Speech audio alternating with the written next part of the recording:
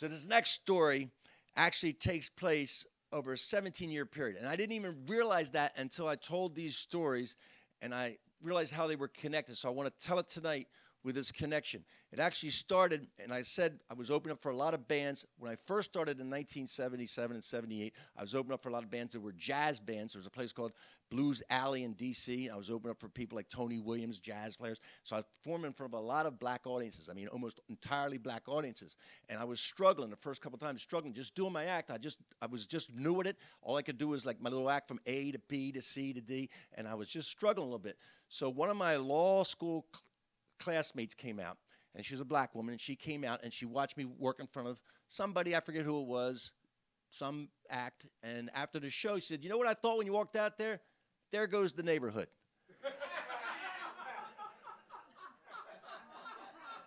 So the next time I worked in front of a black audience, I said, "I know what you're thinking. There goes the neighborhood." They howled, and my act, the exact same act that struggled, worked fine. And the importance I learned there of being honest in the situation. I know who I am, you know who I am, the honesty connected them instantly, and then everything got smoothed over. So that was like 1978. So 1982, I moved out to Los Angeles.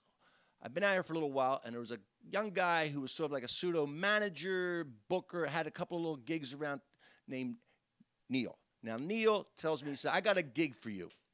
And I said, "Yeah." He says, "Yeah, you and a guy named Charlie Hill are going to work in Temecula. It's a one-nighter, a couple $100.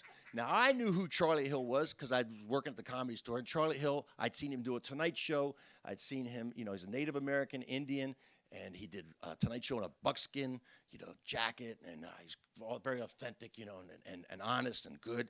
And I said, "This is fantastic." So we drive out together, Charlie and Neil and I, and we're driving out, and Charlie's smoking weed. He said, "I got to smoke, I got to smoke," and him and Neil are smoking. I was of the mind that I knew I was an alcoholic before I knew I was an alcoholic. So I knew I couldn't start. Once I started smoking or drinking, there's no telling what would happen. So I try to stay as straight as possible. So we get out there, and Neil goes, "Okay, Charlie will go first, and you." I go, "Whoa, whoa, whoa, wait a minute," because I looked at the crowd. I said, "This is a very brown crowd. I'm a very white guy from the East Coast." And then I realized instantly, I looked around and said, "There's a lot of Native Americans here." And Charlie goes, "Yeah, I let my friends know I'm coming." And there was a big Native American population out in Temecula, which I'd never been to LA. I'd never gone outside of West Hollywood. So I was like, "Oh my God, you can't go. You got to go second." He goes, "No, no, no, you got a lot of energy. You're real high energy. You go second. I'll go first. Believe me, man, it'll work out." So he goes up. I mean, he kills. He's doing inside stuff. I didn't even know what he was talking about half the time.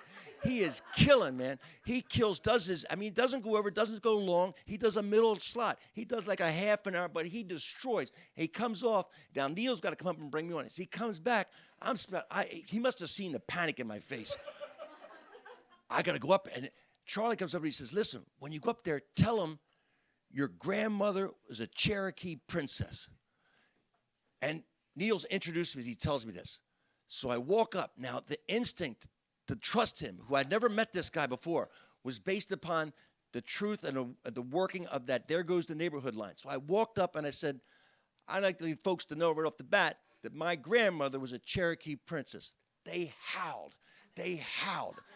Charlie explained to me later that Native Americans, it's an inside joke with them that most white people, when they claim Indian heritage, you always go Cherokee, and they always say princess.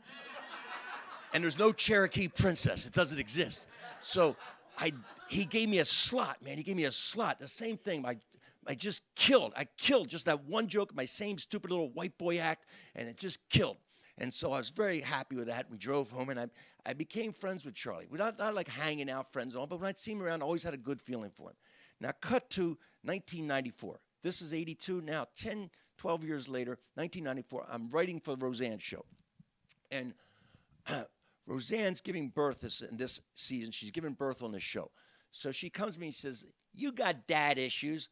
Why don't you write a speech for John Goodman to say to his newborn son something about being a dad? Why don't you write that?" So I wrote it out. I wrote this little speech, little monologue. And I show it to the head writer. He says, "This is fantastic. Send it down to Roseanne. Why don't you and Alan Stephen, another comedian writer, take it down there and to Roseanne, to her trailer. So we get down to the trailer, get on a little golf cart, ride down to her trailer. Roseanne's at the monologue. I said, yeah, I give it to her. So she's reading. She goes, I don't understand what this is. And I go, well, that is, I'm trying to explain her. I start to try to explain what she was, I thought she's confused. And she snapped. I mean, literally snapped. She turned to me, you stupid motherfucker, did I ask you a fucking question?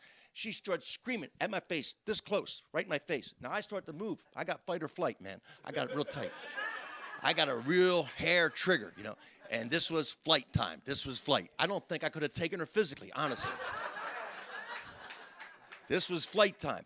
So I start to move for the trailer door. Alan, I didn't notice, had hooked my belt loop. And he drags me back, and he looks at me and goes, don't move. Like, stand still, and the herd will go around you kind of thing, you know. So I just stand there. And she finishes screaming. And when she finishes screaming, she goes back to reading. Then she goes, this is fantastic. You tell him don't change a word of this. This is fantastic. Then she goes to Alan. She goes, do we have a Thanksgiving show yet? And Alan goes, no, but Rich has an idea. We had not talked about it. I had just started writing there. I just go word association, Thanksgiving, Native American, Charlie Hill. That's all I say, Charlie Hill. She goes, I love Charlie Hill. You write it. And that got me a script, got my name on a script. That jumped me to the front of the line, and I was 25th in line. That jumped me to the front, wrote that script. The script originally was, my idea was that Charlie Hill was a Native American activist working for the American Indian movement, and he had sort of neglected his family. And the Connor house was where he grew up with his family when he was young. And his family, his kids, wanted nothing to do with him. So he came back here, and he's sitting back on Thanksgiving Day at the picnic table trying to get that feeling of family that he had when he was young. And they see him, and they invite him into their dinner. That was my original idea. Everybody loved it. We wrote a script. And then on Wednesday before the Friday show, Roseanne went out and saw the Addams Family Values movie, where they had a scene about the kids were doing this Thanksgiving play, and they came out dressed as Indians and attacked the Pilgrims and doing the whole thing, right? If you remember the movie. So she says, I want that. I want to do a whole fantasy thing where we play Pilgrims and I get dressed up as an Indian and we're Pilgrims. So that's what they did. But the great thing was, of course, Charlie Hill got a role still. He still got a guest starring role, but he also got to bring in all of his friends, Native Americans, to come in and play the other roles. If you ever see the episode, you see all these guys. Floyd Wester, I can't remember his name, Floyd, I remember it, but a bunch of people brought in. And they had a great time. They did the show. We taped the show. Afterwards, they did a drum circle, and everybody's dancing. And Charlie walks up to me and says, thank you. This is one of the best times I ever had in showbiz. And that started in 1978. That's where I gave. The karma kept paying forward, and there. And that made me so happy. And when I talked to Charlie 2 weeks before he died, Alan told me he was dying of cancer, and I called him up. He reminded me of that, and he thanked me again. I said, thank you, Charlie. Thank you, and that's it.